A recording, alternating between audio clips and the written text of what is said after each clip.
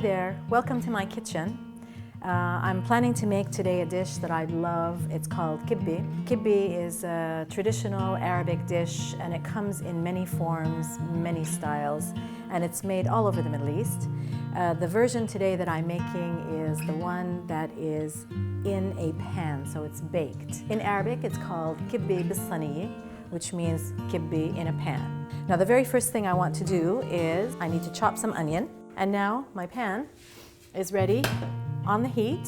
And I'm going to put just enough olive oil to coat my pan. So I'm basically not going to deep fry this, it's just sauteing. And then I take some of this onion. There it is. Now, I'm not trying to brown the onion here. I just want it to soften before I start to introduce the meat. And I'm using lamb today. So as soon as my onions are nice and soft, I'm going to add the meat. And I just break it up with a spoon. Then I start to add my spices.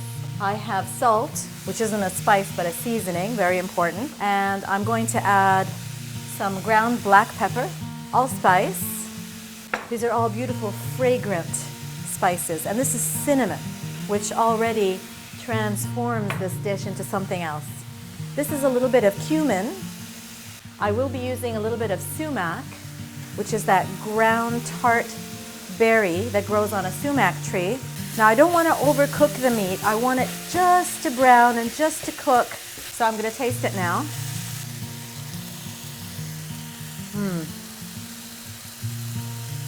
Perfect. That's it. I'll take it off the heat. This is called dibs al-rumman, which means pomegranate molasses. So it is the cooked down juice of pomegranates. So that would be the filling for my kibbeh. And the last thing, because we the Arabs love everything with nuts. My meat filling now is cooling, and while it's cooling, I'm going to prepare the shell that the filling is going to go into, and this is the kibbeh shell. Now, there is meat in it, but there's also an ingredient here that's very, very important, and this is burghul, or cracked wheat. What I've done to the burghul, and this is the fine burghul as well, and the brown variety. So that is ready to be incorporated into the meat, but first I have to create the flavor base. And the onions that I chopped earlier are going to go inside my pestle and mortar. So I start adding my spices, and they're very similar to the spices that were put in the filling. So I've just put in black pepper. I'm going to add a little bit of spice. This is just peppers, dried chili flakes, and then something a little exotic that you probably wouldn't put in dishes, but we certainly do in the Middle East, or I do. Not everybody does this, but these are rose petals, and they're organic, edible rose petals that have been dried. Now I'm going to take my trusty pestle and mortar and make a little bit of noise. So as I'm pounding away here, it's as you can see, it's starting to turn really mushy. A little bit more. So the lamb goes inside. I add my paste, my beautiful fragrant, it's beautiful. And then I'm going to incorporate some burghul.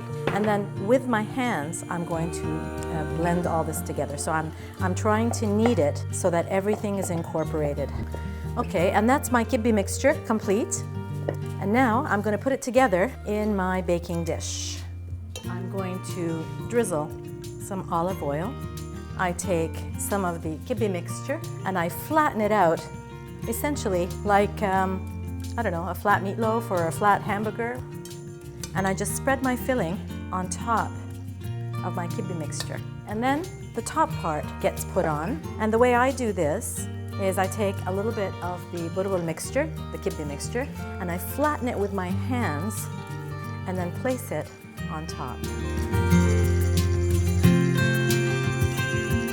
The last finishing touch is a little bit of olive oil, and that's it. So now I take my pan and put it in a preheated oven. It's about 180 degrees Celsius. Bake it just as if I was baking a meatloaf.